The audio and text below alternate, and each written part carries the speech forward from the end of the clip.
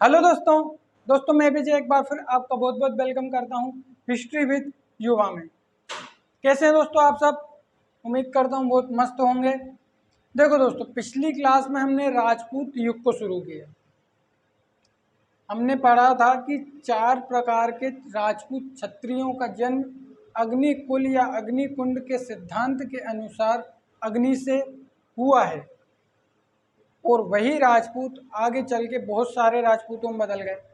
सामाजिक जटिलता इतनी ज़्यादा बढ़ जाती है मध्यकालीन आते आते, मध्यकालीन भारत का इतिहास आते आते, कि जाति व्यवस्था कई सारे और वर्गों को जन्म दे देती है। तो ऐसे करके बहुत सारे राजपूतों का भी जन्म हुआ। देखो, अजमेर में कौन थे? अजमेर में थे चौहान राजपूत। पृथ्वीराज चौहान एक प्रसिद्ध शासक हुए, हमने पढ़ा। कन्नौज में थे ग्रहणवाल वंश के जयचंद। जयचंद और पृथ्वीराज चौहान की दुश्मनी के क्या क्या कारण थे, दुश्मनी क्यों थी, जयचंद कितने गलत थे, ये सब हमने बहुत डिटेल में डिस्कस किया। ठीक है दोस्तों, तो अब देखो मालवा में कौन, लास्ट क्लास देखी होगी तो मालवा में थे परमार राजपूत। ठीक है, और बुंदेलखंड में कौन थे? बुंदेलखंड में थे चंदेल राजपूत, और जबलपुर में थे चेदी। त्रिपुरी, जबलपुर, मध्य प्रदेश। ठीक है भाई, MPPSC वाले इसको जरूर देखें क्लास को, उनके लिए तो ये इम्पोर्टेंट है। अब देखो दोस्तों, मालवा में परमार, चंदेल, बुंदेलखंड और चेदी, जबलपुर। आज इन तीनों को हम पढ़ेंगे क्योंकि इन तीनों की दुश्मनी भी बढ़िया अच्छी चलती आई है। जो चौहान राजपूत थे उनकी दुश्मनी किससे थी? कन्नौज के राजा जयचंद से थी, पृथ्वीराज चौहान। उनको हमने दुश्मनी के थ्रू एक साथ पढ़ा। आज हम इनको पढ़ रहे हैं क्योंकि यहाँ पर जो राजा आने वाले हैं, राजा भोज, उनकी दुश्मनी किससे है? उनकी दुश्मनी चेदियों से भी है और उनकी दुश्मनी चालुक्यों से भी है। तो इसलिए हम साथ में पढ़ रहे हैं ताकि कहानी बन पाए। देखो, मालवा में कौन? परमार राजपूत। चंदेल राजपूत बुंदेलखंड। चेदी कहाँ पर है? जबलपुर में। आपको लोकेशन पता होनी चाहिए, लोकेशन याद होनी चाहिए। तो चंदेलों से शुरू करते हैं ना। चंदेल ये कहाँ पर है? ये है बुंदेलखंड में। ठीक, राजधानी इनकी छतरपुर खजुराहो। ठीक, तो चंदेल वंश के संस्थापक कौन है? नन्नुक। नन्नुक एक व्यक्ति का नाम है। चंदेल वंश के संस्थापक नन्नुक थे। प्रतिहार साम्राज्य के पतन के फलस्वरूप चंदेल वंश का उदय हुआ और इसकी स्वतंत्र सत्ता की स्थापना जिस व्यक्ति ने की उनका नाम था नन्नुक। 831 AD। किसने की? नन्नुक नाम के व्यक्ति ने। तो ऐसे ही होता है कि जो व्यक्ति पहले स्वतंत्र सत्ता की स्थापना करता है तो वो तो शासन प्रशासन में ही लगा रहता है, उसके पास कहाँ टाइम। नन्नुक के बाद शासक बनते हैं इनके लड़के हर्ष। ठीक, हर्ष के बाद जो शासक बनते हैं वो थे यशोवर्मन। कौन? यशोवर्मन। जो खजुराहो का विष्णु मंदिर है, खजुराहो का विष्णु मंदिर यशोवर्मन ने बनवाया था। ये फैक्ट आपको याद रखना है। ठीक है, विष्णु मंदिर खजुराहो किसने बनवाया था? यशोवर्मन ने। खजुराहो के जितने भी मंदिर हैं वो किसने बनवाए थे? वो चंदेल राजपूतों ने ही बनवाए थे। ठीक दोस्तों, आगे सुनो। यशोवर्मन के बाद कई सारे राजा आते हैं। इनमें एक राजा आते हैं, वो हैं दोस्तों विद्याधर। विद्याधर एक इम्पोर्टेंट राजा होते हैं इस वंश के। ठीक, एक राजा होते हैं धंग। धंग को आप याद रखें। जो धंग हैं ये कालिंजर का जो किला है अवैध दुर्ग, ठीक है, उसका निर्माण किसने करवाया था? ये अभी एमपीपीएससी में पूछा भी गया है, पिछले साल पूछा गया है सर। तो कालिंजर का जो अजय दुर्ग है, किला है, फोर्ट है, वो किसने बनवाया था? वो धंग ने बनवाया था, ठीक है। और राजपूत कौन से थे? चंदेल राजपूत, ठीक। धंग के बाद कंड शासक बनते हैं और कंड के बाद शासक बनते हैं विद्याधर। ये सबसे शक्तिशाली और इम्पोर्टेंट राजा है। कौन? विद्याधर। विद्याधर वही व्यक्ति है दोस्तों जिसने खजुराहो का कंदरिया महादेव मंदिर बनवाया। प्रसिद्ध मंदिर है कंदरिया महादेव मंदिर, कंदरिया महादेव मंदिर। ये बात आपको याद रखनी है, ठीक है। खासकर एमपीपीएससी वाले तो याद रखें ही इसको। विद्याधर, कंदरिया महादेव मंदिर किसने बनवाया था? विद्याधर ने बनवाया था। विद्याधर वही व्यक्ति है जिन्होंने कन्नौज पर आक्रमण कर दिया था। क्यों? क्योंकि महमूद गजनवी के आक्रमण के समय 1019 में राज्यपाल जो प्रतिहार राजपूत थे, तो कन्नौज में गए, अपने गजनवी का आक्रमण हुआ तो राज्यपाल भाग गए। तो विद्याधर को ये बात पसंद नहीं आई कि भाई राजपूत और पीठ दिखा दे। विद्याधर ने जाके गर्दन काट दी और लड़के त्रिलोचन पाल को क्या बना दिया था? राजा बना दिया। उसके बाद महमूद गजनवी ने विद्याधर पर भी आक्रमण किया और विद्याधर एकमात्र ऐसा व्यक्ति था जो ना हारा है महमूद गजनवी से, ना उसने महमूद गजनवी की अधीनता स्वीकार की, ना वे पकड़ाया।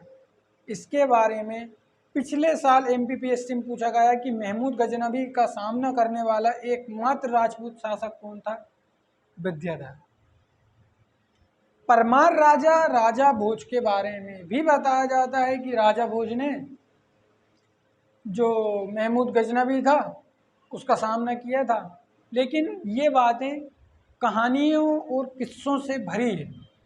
जिस व्यक्ति ने वाकई महमूद गजनवी का सामना किया वो थे विद्याधर, ठीक है। और ये कौन सा राजपूत थे? चंदेल राजपूत। परमर्दी देव इस वंश के अंतिम राजपूत हैं। परमर्दी देव अंतिम शासक कौन है? परमर्दी देव। परमर्दी देव कौन थे? इस वंश के अंतिम शासक। देखो, जो इम्पोर्टेंट शासक होते हैं, जो इम्पोर्टेंट राजा होते हैं, कई बार उन्हें अंतिम शासक मान लिया जाता है। जैसे चौहान वंश की बात करें तो भाई पृथ्वीराज चौहान के बाद कोई तो राजा बना होगा। ऐसा तो है नहीं कि चौहान वंश पूरा ही खत्म हो गया तो आज चौहान है, वो लोग कौन है तो परमर्दी देव के दरबार में कौन थे? आला और उदल।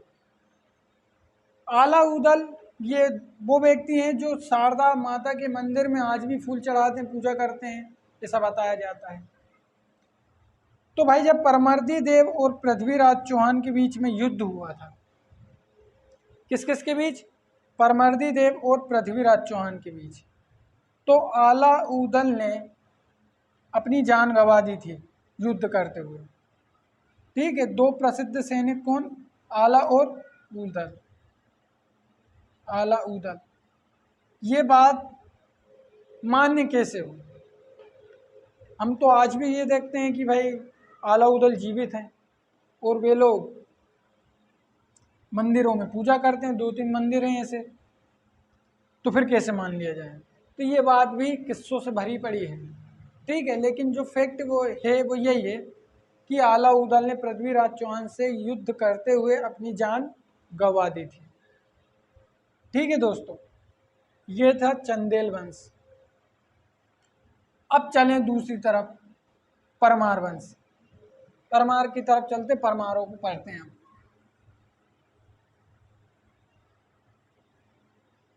ठीक है, परमार कहाँ पर है भाई? परमार है मालवा में।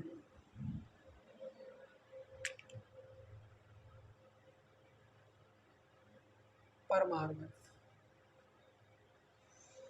दोस्तों आप इनकी लोकेशन याद करें। अगर ये लोकेशन याद नहीं होती तो हमारे पढ़ने का कोई मतलब नहीं है, जीवन संघर्ष टाइप का लगेगा। ठीक है, तो आप लोकेशन याद करो, मैं एक घूंट पानी पी लेता हूँ। ठीक है, आपको लोकेशन याद करो भाई जब तक।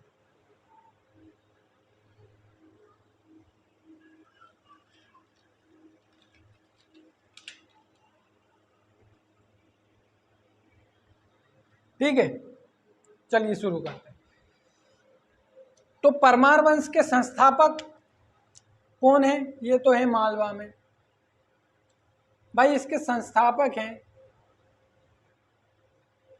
संस्थापक का नाम है उपेंद्र राय या कृष्णराज। ठीक है, जो नाम मिले दोनों में से सही कर देना, उपेंद्र राज या कृष्णराज। इन व्यक्ति ने परमार वंश की स्वतंत्र सत्ता स्थापित की। इसके बाद राजा बनते हैं सियक, क्योंकि पहला राजा तो बेचारा इसी में लगा है कि शासन प्रशासन को संभाला जाए। इसके बाद राजा कौन बनते हैं? सियक। सियक के दो पुत्र होते हैं, एक मुंजबाकपति और एक सिंधुराज।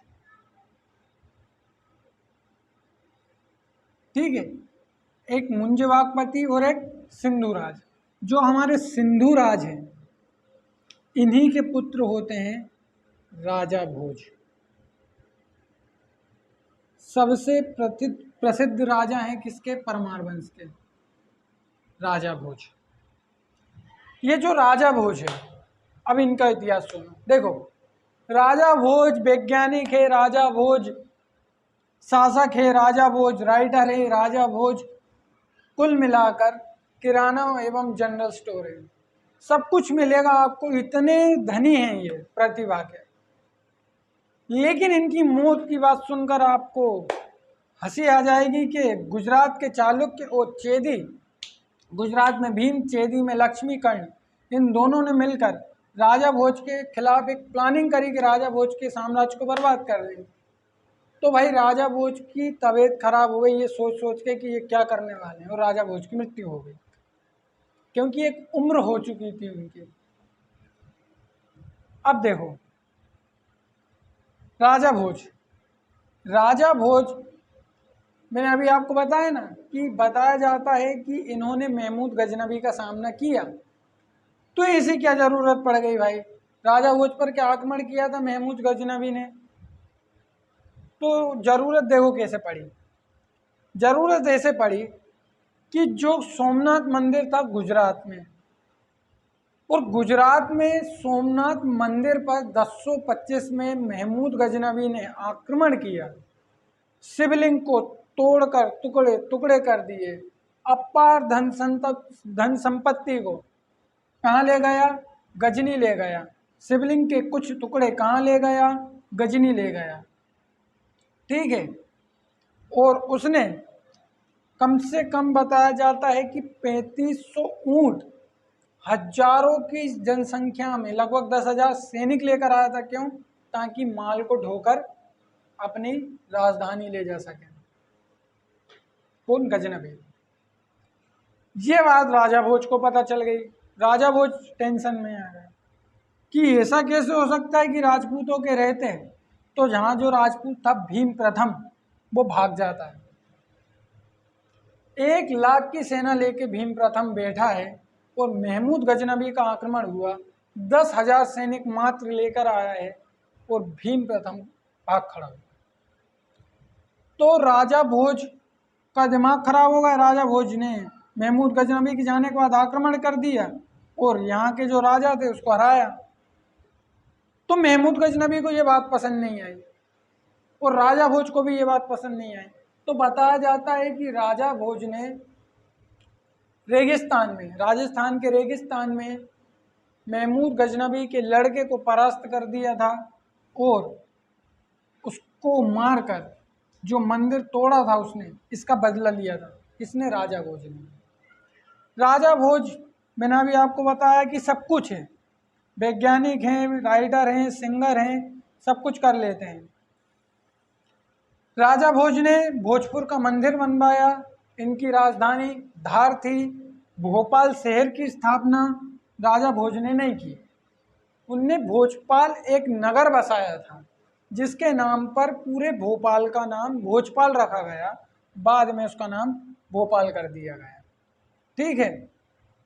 बड़ी बड़ी इन्होंने नहरें बनवाई, स्वयं की मूर्तियां बनवाई, सुंदर सुंदर इन्होंने मंदिर बनवाए। इन्होंने सारे काम किए। किसने? राजा भोज ने। महमूद गजनवी से युद्ध भी लड़ लिया इन्होंने, और उसके लड़के को मार भी दिया। इधर भीम प्रथम से बदला भी ले लिया। अब ये बताया जाता है जो चेदी नरेश गांगेर थे, गांगेर देव, और आंध्र प्रदेश, ये आंध्र प्रदेश में तेलप, इनको भी किसने हराया था? राजा भोज ने। और एक प्रसिद्ध गाना कहाँ राजा भोज कहाँ गंगू तेली, इसी पे से बना है। जो कहावत है कहाँ राजा भोज और कहाँ गंगू तेली, वो किस पर से बनी है भाई? वो इन दोनों को हराया था उस पर से बनी है। ठीक है। तो बढ़िया शासन चल रहा था, बढ़िया मंदिर वंदिर बनवाए जा रहे हैं, और भोपाल का जो तालाब है वो भी इन्होंने खुदवाया था। सब कुछ अच्छा चल रहा था। अब उम्र हो गई इनकी भाई, एक उम्र के बाद व्यक्ति कहाँ तक सदमे बर्दाश्त कर पाएगा। तो चेदियों की दुश्मनी तो है, क्यों हराया है आक्रमण करके। तो चालुक्यों से भी दुश्मनी है, क्यों? यहाँ भी आक्रमण किया है। महमूद गजनवी से भी दुश्मनी है, क्यों? लड़के को मार दिया। तो ऐसी कहानियां हैं। अब हुआ क्या है कि जो चेदी वंश के लक्ष्मी कर्ण थे, लक्ष्मी कर्ण, वो चालुक्य के भीम द्वितीय, इन दोनों ने मिलके भोज विरोधी एक संघ बनाया, एक संगठन बनाया, और दोनों ने भोज विरोधी संघ बनाया।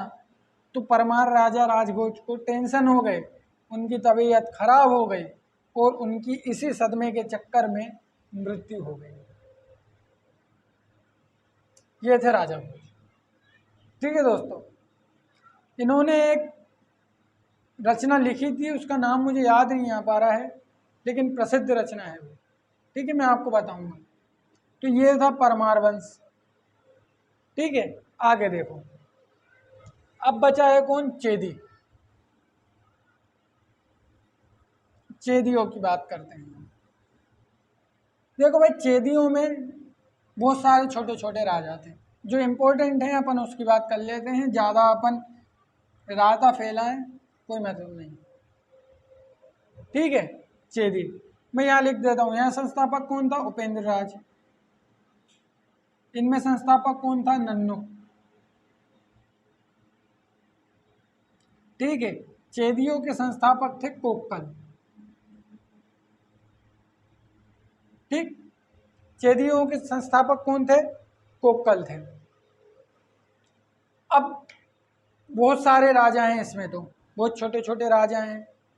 कोक्कल के बाद हम देखेंगे कि शंकरगढ़, शंकरगढ़ के बाद उसके लड़के युवराज, ऐसे करके बहुत सारे राजा बनते हैं। तो मैं नहीं चाहता कि अपन ज़्यादा रायता फैलाएं, तो अपन डायरेक्ट जो इम्पोर्टेंट व्यक्ति है उसकी बात कर लेते हैं। लक्ष्मीकर्ण एक इम्पोर्टेंट व्यक्ति है। ठीक है, किसमें? चेदी राजपूतों में।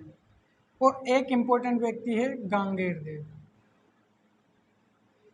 आपको जो इम्पोर्टेंट चीज़ है याद रखने वाली वो है लोकेशन। परमार कहाँ पर थे? मालवा में। चंदेल कहाँ पर थे? बुंदेलखंड में। चेदी कहाँ पर थे? चेदी थे जबलपुर में। इनका संस्थापक उपेंद्र राज या कृष्णराज, इनके संस्थापक नन्नू, इसके संस्थापक कोक्कल। ठीक है। गांगेर देव और लक्ष्मीकर्ण, गांगेर देव के लड़के ही लक्ष्मीकर्ण थे। ये दो इम्पोर्टेंट व्यक्ति हैं। देखो, मैंने अभी कहा कि गांगेर देव, इस पर आक्रमण किसने किया था? राजा भोज ने। और राजा भोज ने गांगेय देव को परास्त किया। आंध्र प्रदेश में तेलप पर भी इन्होंने आक्रमण किया और परास्त किया, इसलिए ये कहावत बनी, कहाँ राजा भोज कहाँ गंगू तेली। अब यहाँ देखो आप, यहाँ कौन है? लक्ष्मीकर्ण। लक्ष्मीकर्ण इस वंश के सबसे शक्तिशाली शासक होते हैं, जो चालुक्य नरेश के साथ, मैं यहाँ ऐसे करके प्लस लिख भी दे रहा हूँ, क्या करते हैं? चालुक्यों के साथ ये एक संघ बनाते हैं और राजा भोज के खिलाफ एक प्लानिंग करते हैं। तो राजा भोज ये बात जब जान लेते हैं, उनको पता चलती है, तो उनकी मृत्यु हो जाती है, तबीयत खराब होने से, सदमा लग जाने से। तो ये थे भाई। आप देखो कि दिल्ली में कौन थे? तोमर। तोमर वंश में एक व्यक्ति आपको याद रखना है, अनंगपाल।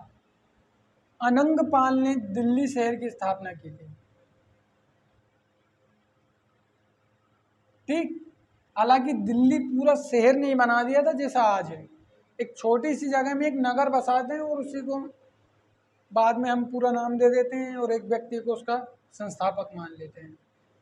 ठीक, मैं आपको दुश्मनी और याद दिला दूं। अजमेर वालों की दुश्मनी घेड़वाल वंश के साथ, चौहानों की। परमार राजा भोज की दुश्मनी तो चालुक्यों से, चेदियों से, चंदेलों से भी है। चंदेल वंश को आगे चलकर विस्तार रूप देते हैं और चेदी वंश को भी चंदेल जीत लेते हैं। चंदेलों को कौन जीत लेता है? चंदेलों को परास्त कर देते हैं आगे चलकर ये अपने चौहान वंश के लोग। तो चौहान वंश के हाथ में जब चंदेल चला जाता है, तो चंदेल और चौहान अब दोनों एक हो गए। तो चौहान को कौन हराएगा? चौहान को हरा देगा कौन? मोहम्मद गोरी। तो ऐसे करके दिल्ली में कौन आ जाता है? मोहम्मद गोरी। ये गया। परमार देखो अब आप, परमर्दी देव को 1203 या 5 के आसपास कौन जीत लेता है? यहाँ पर आक्रमण करता है कुतुबुद्दीन ऐबक और उसके मोहम्मद गोरी के और गुलाम होते हैं साथ में। ठीक है, तो ये भी गया कहाँ? दिल्ली सल्तनत में। चेदी राजपूत, इन्हें तो चंदेलों ने जीत लिया। चालुक्य का क्या हुआ भाई? तो चालुक्य पर आक्रमण करता है कौन? मोहम्मद गोरी। लेकिन मूल राज द्वितीय, जो एक बच्चा था अवयस्क और माता नैनी का संरक्षक थी, तो भाई बताते हैं कि उसने मोहम्मद गोरी को हरा दिया था, देखेंगे बाद में। तो आगे चलकर चालुक्यों को भी कौन जीत लेता है? दिल्ली सल्तनत का सुल्तान जीत लेता है। तो ऐसे करके पूरा राजपूत कहाँ चला गया? दिल्ली सल्तनत में, दिल्ली में चला गया। ऐसे ही करके हमारा अगला पीरियड शुरू हो जाता है, जिसे हम दिल्ली सल्तनत कहते हैं। अब कुछ बचा ही नहीं है उत्तर भारत में। ठीक है दोस्तों, तो आने वाली क्लास में हम महमूद गजनवी के आक्रमण को पढ़ेंगे। तब तक के लिए आप चैनल को सब्सक्राइब करके वीडियो को लाइक कर दें। मिलते हैं। जय हिंद।